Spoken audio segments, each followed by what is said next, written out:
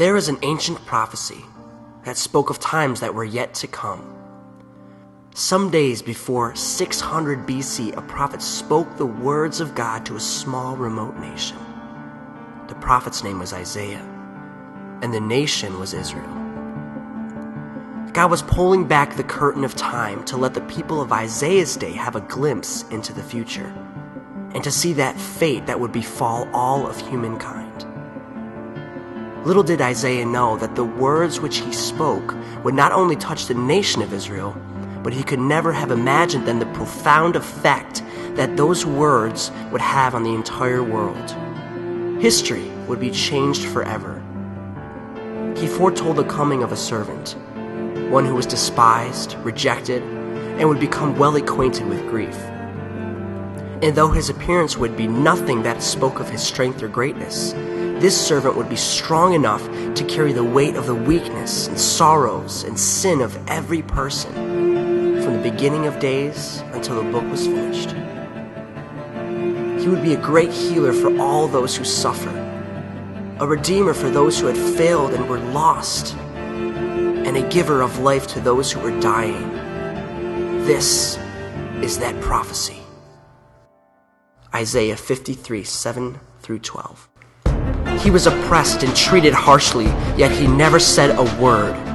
He was like a lamb led to the slaughter, and as a sheep is silent before the shearers, he did not open his mouth. Unjustly condemned, he was led away. No one cared that he died without descendants, that his life was cut short in midstream. But he was struck down for the rebellion of my people. He had done no wrong and had never deceived anyone. But he was buried like a criminal. He was put in a rich man's grave. But it was the Lord's good plan to crush him and cause him grief.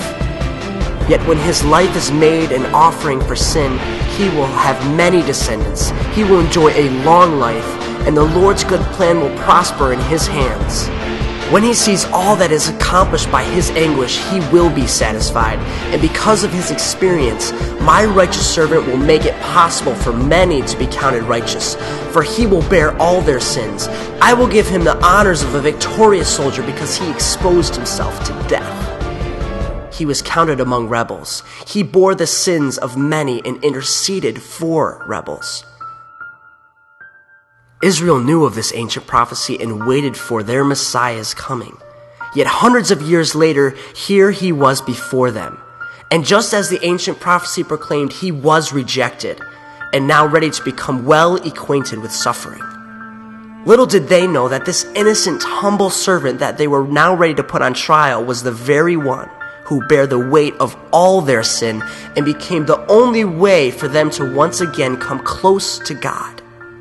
Yes, he would be a servant. Yet more than that, this servant was destined to be crowned king over all other kings.